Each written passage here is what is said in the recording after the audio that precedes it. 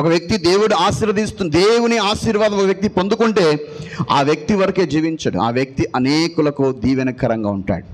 హల్లెలూయా.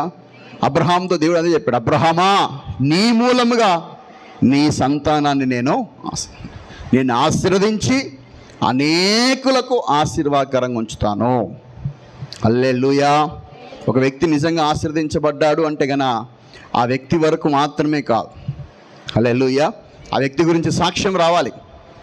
వాళ్ళ ద్వారా మేము దీవెన పొందామండి, వాళ్ళ ద్వారా మేము ప్రభువుని నమ్ముకున్నామండి, వాళ్ళ ద్వారా మాకు ఈ సహాయం వచ్చిందండి, వారి ద్వారా మేము ఈ యొక్క విషయాలు తెలుసుకున్నామండి.